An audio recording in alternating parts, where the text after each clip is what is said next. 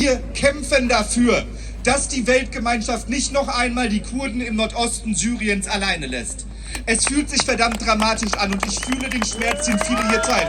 Aber es ist noch nicht zu spät und darum kämpfen wir weiter, liebe Freundinnen und Freunde.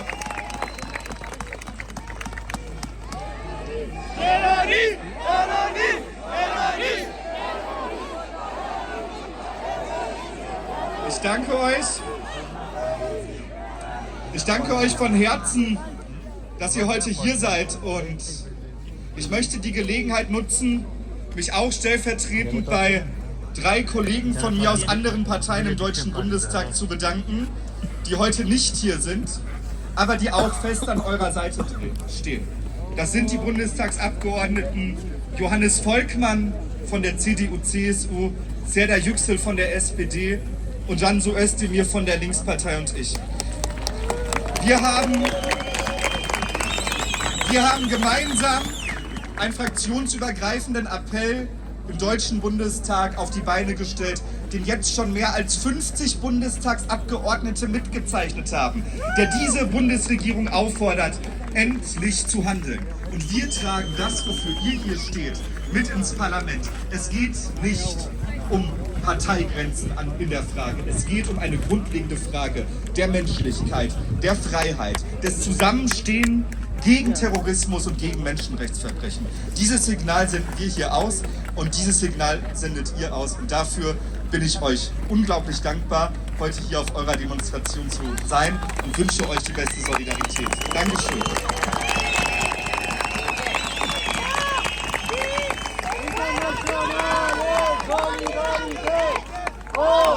Danke, lieber Max.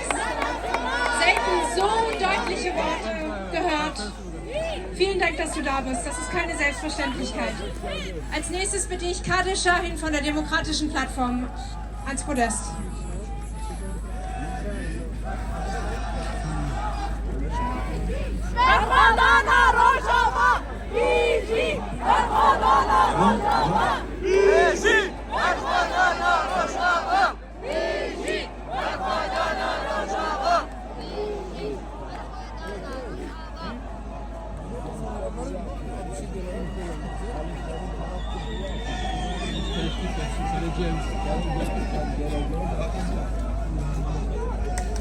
Test, okay, man hört mich, glaube ich. So. Okay. Sehr geehrte Damen und Herren, liebe Canlar, liebe Freundinnen und Freunde, in diesem Moment sterben in Syrien Menschen, weil sie Alawitinnen sind, weil sie Kurdinnen sind, weil sie Drusinnen sind und weil sie Christinnen sind. Tausende wurden bereits getötet, systematisch, nur aufgrund ihrer Identität. Das ist kein politischer Machtkampf, das ist Terror gegen Zivilistinnen, das ist religiös motivierte Vernichtung. Die Täter, die Miliz Hayat Tahrir al-Sham, teilen das Weltbild des IS und der Al-Qaida. Sie unterscheiden nicht zwischen Kämpfern und Kindern. Sie morden, weil sie andere Menschen nicht als das Existenzrecht angeben. Ihr Ziel ist ein islamistischer Staat ohne Minderheiten, ohne Kurdinnen, Alawitinnen, Christen und Drusen. Dafür bekämpfen sie den Pluralismus mit aller Gewalt. Sie greifen gezielt alawitische und kurdische Viertel an. Sie bekämpfen die syrischen demokratischen Kräfte, die unsere Verbündeten im Kampf gegen den IS waren. Die Gruppierung, die den IS an vorderster Front geschlagen hat. Dieselben Menschen, die jetzt allein gelassen werden im Kampf für Selbstbestimmung und für Freiheit und Gleichbestimmung. Und genau in diesem Moment lädt Friedrich Merz den syrischen Machthaber al-Shara nach Berlin ein. Ein Mann, der noch vor wenigen Jahren als Al-Qaida-Führer mit Millionen Kopfgeld gesucht wurde. Ein Mann, gegen den Strafanzeige wegen Mord und Völkermord vorliegt. Ein Mann, unter dessen Augen tagtäglich Massaker geschehen. Herr Merz, das ist keine Diplomatie, das ist politische Verantwortungslosigkeit. Das ist die Aufwertung eines islamistischen Systems. Und es widerspricht den Menschenrechten, zu denen sich Deutschland verpflichtet hat. Das ist Versagen.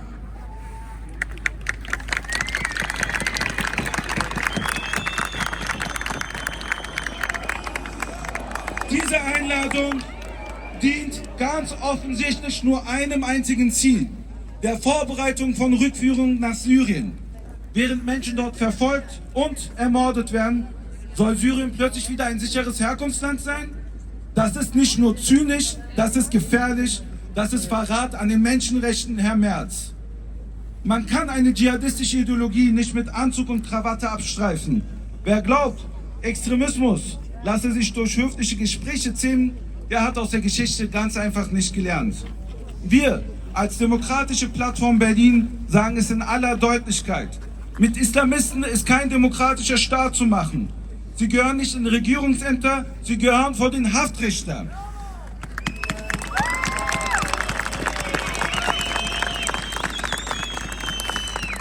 Al-Shara gehört nicht ins Bundeskanzleramt, sondern vor ein Gericht. Wir als Demokratische Plattform Berlin bekennen uns klar zu den Menschenrechten und demokratischen Grundwerten. Unsere Forderung: erstens, keine politische Aufwertung von Al-Shara. Zweitens, keine Rückführung nach Syrien, solange Islamisten Massaker verüben. Drittens, Menschenrechte müssen Maßstab deutscher Außenpolitik sein, nicht Wahlkampf und auch kein Machtkalkül. Wer heute Diktatoren und Islamisten legitimiert, schafft morgen neue Fluchtursachen, neue Gewalt und neue Instabilität. Wir als Demokratische Plattform Berlin stehen für demokratische Grundwerte, Menschenrechte und Pluralismus. Und genau diese Werte sind weder hier noch in Syrien verhandelbar. Syrien ist ein vielfältiges Land und es wird auch ein vielfältiges Land bleiben. Wir werden nicht schweigen, wenn der Bundeskanzler unsere Werte zur Verhandlungsmasse macht. Wir kämpfen gegen Unrecht, gegen Mord und Tyrannei. Wir kämpfen für Würde, für Freiheit und für Gleichberechtigung. Und wir sagen heute laut und deutlich: Nicht in unserem Namen, nicht auf unserem Rücken, nicht mit unserem Schweigen, liebe Freundinnen und Freunde. Ich danke euch allen für euer zahlreiches Erscheinen und dass ihr nicht stillschweigt.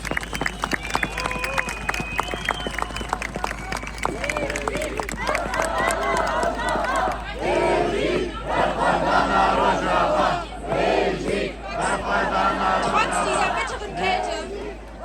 Und ich möchte, dass ihr so laut wie ihr könnt klatscht für eine der lautesten Stimmen, die unsere Gemeinschaft, unsere kurdische und jesidische Gemeinschaft hat, Frau Düsen Tekal.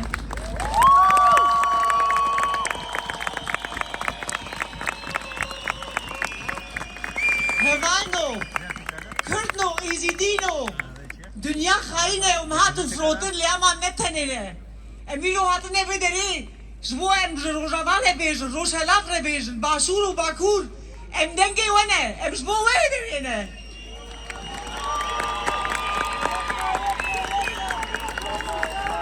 برخدانا و برخدانا میه برخدانا جیانه جن جیان آزادی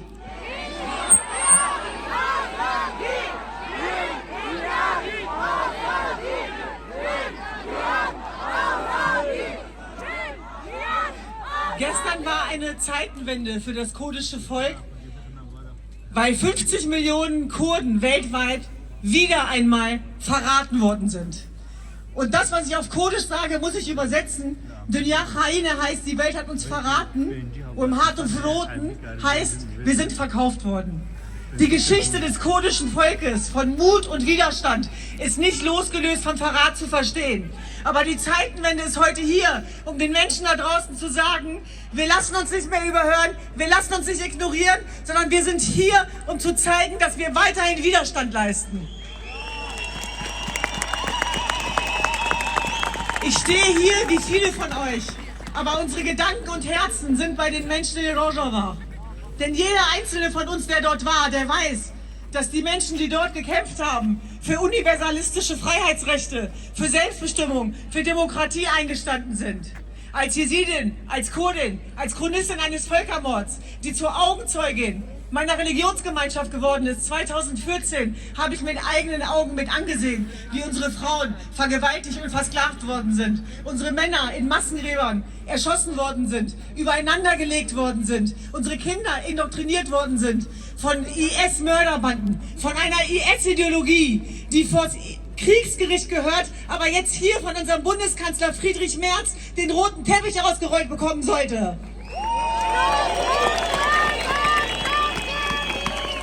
Friedrich Merz Friedrich Merz nennt den Interimspräsidenten Ahmed al-Shara Staatspräsident. Aber niemand hat diesen Präsidenten gewählt. Er ist kein Staatspräsident. Er ist ein Wolf im Schafspelz. Er ist ein Wolf im Schafspelz. Und während er die Reden hält und die Weltgemeinschaft und den Westen an der Nase herumführt, sehen wir die Fakten und Wahrheiten auf den Straßen. In Haseke, in Kobane. Kobane ist umzingelt. Ja, in deiner Sohn. In Raqqa sehen wir, dass Fakten geschaffen werden. Kurden werden umgebracht, weil sie Kurden sind. Drusen werden umgebracht, weil sie Drusen sind. Alawiten werden umgebracht, weil sie Alawiten sind. Und gemeinsam, alle Menschen gemeinsam, mit den Sunniten, die gegen Assad gekämpft haben, die auch auf unserer Seite waren, werden jetzt verraten und verkauft. Und dazu sagen wir Nein. Die Belohnung Europas sind 620 Millionen auf dem Rücken des Blutes der Menschenrechte und Minderheiten. Dagegen müssen wir aufbegehren. Das ist nicht die wertebasierte, menschenrechtsgeleitete Politik, für die wir einstehen. Wie naiv ist Deutschland? Wie naiv ist Europa? Wie naiv sind wir, wenn wir glauben, dass wir Islamisten den roten Teppich ausrollen müssen, um Islamismus zu bekämpfen? So funktioniert das nicht. Die IS-Gefährder in Al-Hol sind nicht nur eine Gefahr für den Irak und Syrien. Sie sind eine weltweite Gefahr. Europa und Deutschland sind nicht weit weg. Wir Kurden haben euch gewarnt, aber wir sind überhört worden. Es wird uns hier vor die Füße fallen. Die Kurden, während sie gekämpft haben für die anderen Menschen, müssen jetzt um ihre eigene Existenz kämpfen, weil ihre Existenz bedroht ist. Und Rojava lebt. Rojava lebt in jedem Einzelnen und Rojava darf nicht verfallen und zerstört werden. Das dürfen wir nicht zulassen.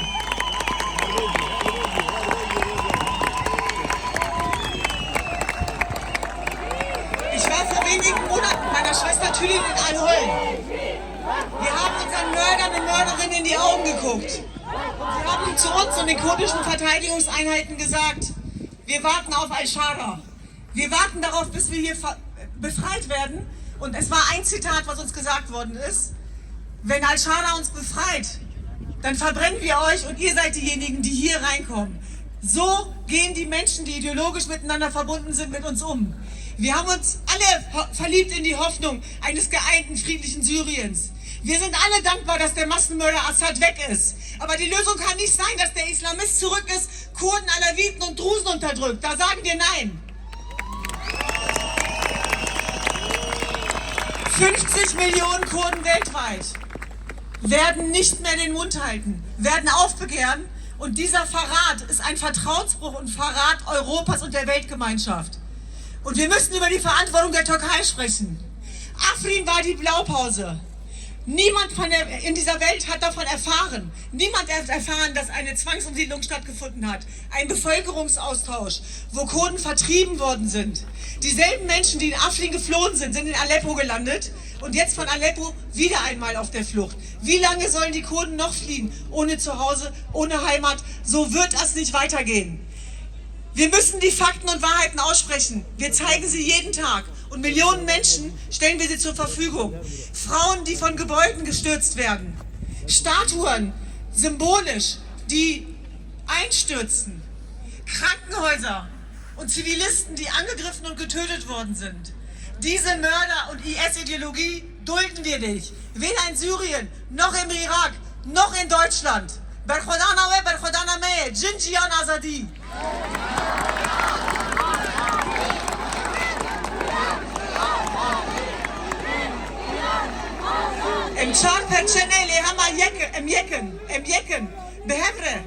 Und deswegen sage ich, wenn dieser Zusammenhalt, so wie die Veranstaltung heute hier, wo alle Organisationen zusammengekommen sind, wenn der nicht gewährleistet ist, dann ist niemand da.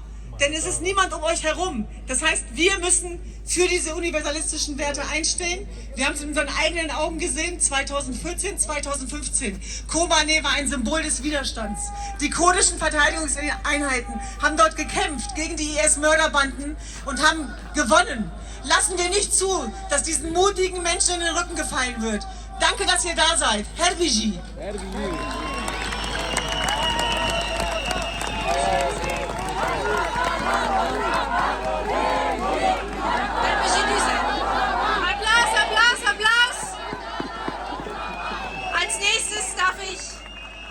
den Bundesvorsitzenden der kurdischen Gemeinde Deutschland, Ali Ertan Toprak, begrüßen.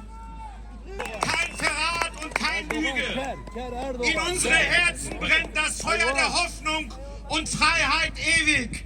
Wir sind Kinder der Sonne. Wir werden die Dunkelheit des Islamismus besiegen.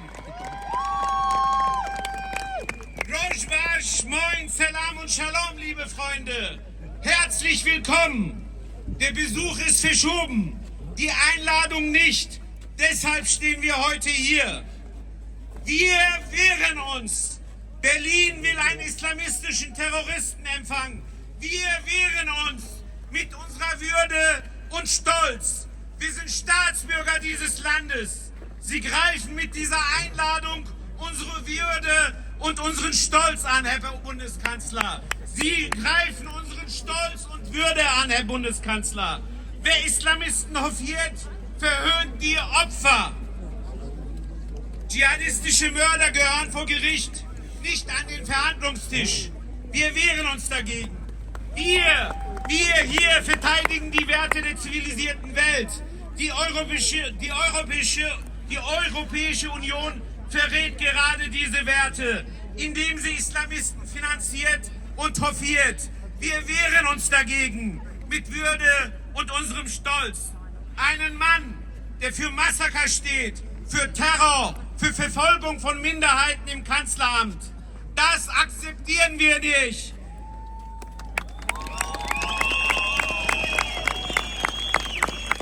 Name wechseln, Anzug anziehen und plötzlich soll alles vergeben sein.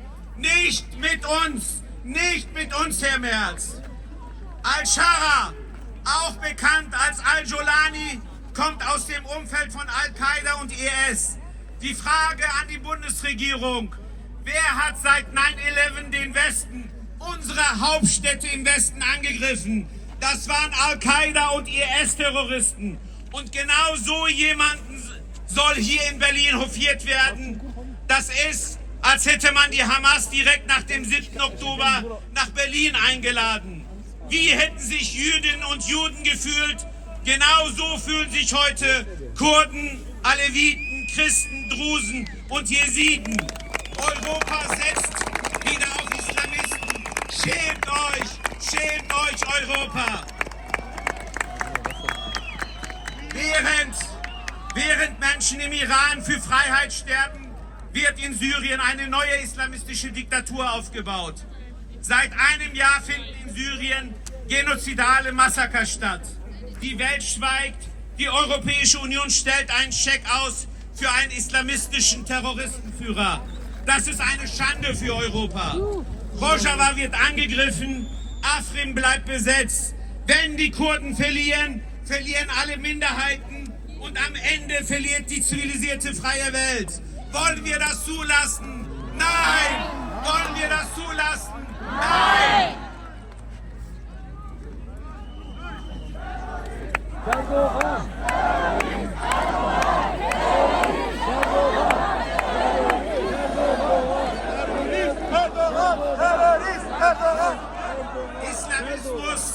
Islamismus ist immer gleich. Egal wie er sich nennt. HTS, Hamas, Hisbollah, IS, Al-Qaida. Er bringt Mord, Folter, Vergewaltigung, Unmenschlichkeit. Das sehen wir seit Jahrzehnten im Iran und Ostkurdistan oder Gujarat. Auch ihre Stimme sind wir heute. Jin, Jian, Azadi. Jin, Jian, Azadi. Jin, Jian, Azadi. Jin, Jian, Azadi. Wer schweigt, macht sich mitschuldig. Aber Deutschland schweigt nicht. Deutschland hofiert einen Islamisten. Ich schäme mich als deutscher Staatsbürger dafür. Ich schäme mich, Herr Bundeskanzler. Nicht in unserem Namen, Herr Merz. Nicht in unserem Namen, Herr Bundespräsident Steinmeier. Unsere Forderung: Haftbefehl statt roter Teppich. Haftbefehl statt roter Teppich. Man bekämpft keinen Islamismus, indem man ihn einlädt. Wenn Kurden angegriffen werden, sagen wir: Ich bin Kurde.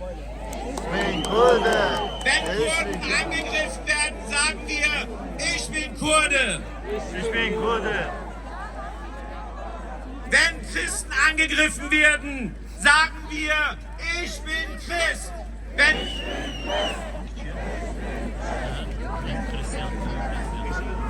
Aleviten angegriffen werden, sagen wir, ich bin Alawit. Wenn Jesiden angegriffen werden, sagen wir, ich bin Jeside. Wenn Juden angegriffen werden, sagen wir, ich bin Jude.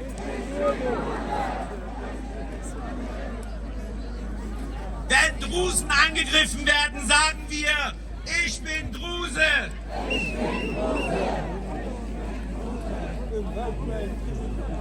Islamismus ist der Feind jedes freien Menschen, jeder Frau, jeder Menschlichkeit. Und dafür fürchten sie sich am meisten. Wir sind Menschen, wir werden aber von Islamisten nicht auf die Knie gehen, wie westliche Staaten es gerade tun. Wir fordern Deutschland und EU auf, verteidigt eure Werte, wir erledigen den Rest. Verteidigt eure Werte, wir erledigen den Rest.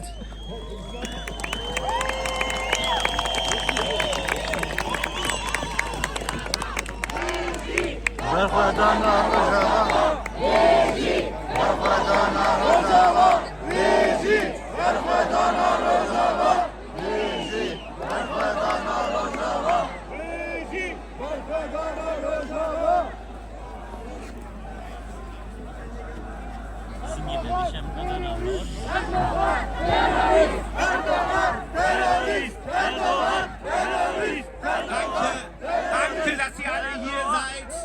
Jin, Jian, Azadi. Jin, Jian, Azadi. Jin, Jian, Azadi. Herzlichen Dank, liebe Freundinnen und Freunde.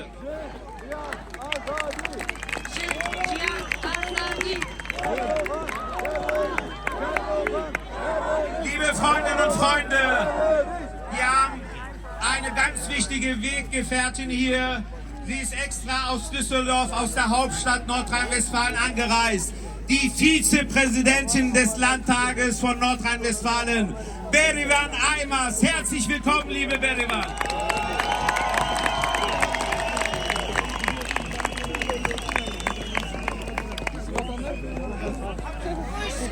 Brian Delal. Huschko Brian Delal. Liebe Freundinnen und Freunde, liebe Mitstreiterinnen und Mitstreiter, ja, wir stehen heute mit schwerem Herzen.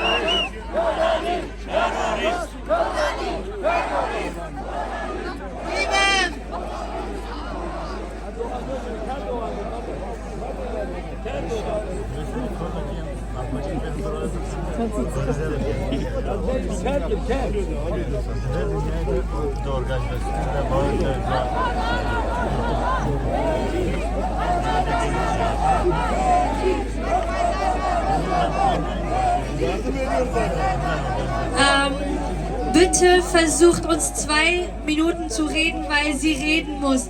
Vielen lieben Dank. دما کسی سیاسی درد کفن و گوتنا پیشکش دکن جبر ریزی وانا دنگ خود آخن بلا گوتنه وان خلاص ببه جبر کو بوما حکومت آلمانیا و سیاست مدار ویری مهمه که کسی سیاست مدار بین وی گوتنه خود پیشکش کن گلک سپاس. Huschko Brian Delal, liebe Freundinnen und Freunde, liebe Mitstreiterinnen und Mitstreiter, ja, wir stehen heute hier mit schwerem Herzen. Und daher ist es auch für mich absolut nachvollziehbar, dass Sie es nicht aushalten, hier in Ruhe in einer Stille zu stehen. Und ich sage Ihnen, dieses Tuch, das ich hier heute tragen darf, ist zum Symbol der mutigen Frauen und auch Männer geworden, die sich dem IS entgegenstellten. Und sie kämpften nicht nur für ihre Freiheit, für ihr Leben, sie kämpften auch für unsere Sicherheit hier in Europa, in Deutschland, in Berlin. Und sie haben einen verdammt hohen Preis dafür gezahlt. 20.000 junge Menschen, Kurdinnen und Kurden, haben mit ihrem Leben dafür bezahlt.